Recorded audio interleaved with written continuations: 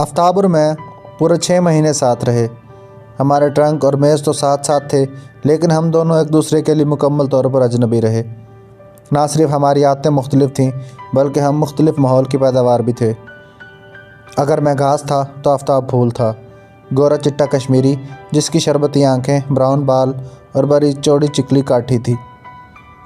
اس میں قد سے لے کر رنگ تک، باتوں سے لے کر خاموشی تک، اور اس کی عادتیں، وہ سب کچھ تھا جس سے لڑکیاں پیار کرتی ہیں۔ وہ شکلاً اتنا معصوم اور بھولا تھا کہ اسے دیکھ کر ہر لڑکی میں ایک ماں بیدار ہو جاتی۔ لڑکیوں کے سامنے اس بلا کا خاموش رہتا کہ سب کا جی محبوبہ کی طرح اسے گدگدانے کا چاہتا۔ ذرا سی طبیعت کے خلاف بات ہو جاتی تو اس کی شکل مجروح ہو جاتی، شربتی آنکھیں نمناک نظر آتیں۔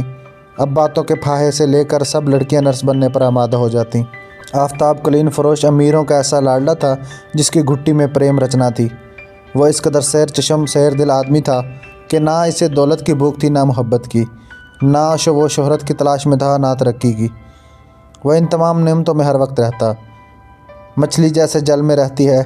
اس کے لیے یہ سب کچھ سورج کی طرح ضروری اور سورج کی طرح ہی گہرا اہم تھا۔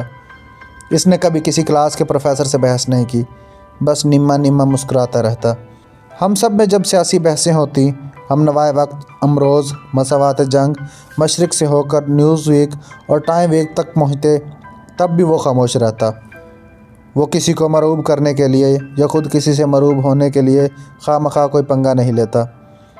جب کبھی وہ بات کرتا تو اس کی بات میں وزن ہوتا، نمبر 1، نمبر 2 اور نمبر 3۔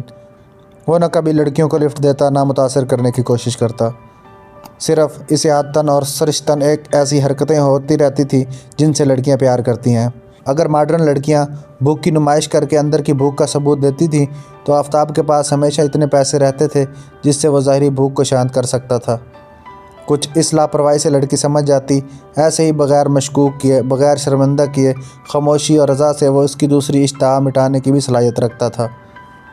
لڑکیوں کے ٹاپک پر وہ گھنٹوں باتیں کر سکتا تھا، لیکن صرف امجد کے ساتھ۔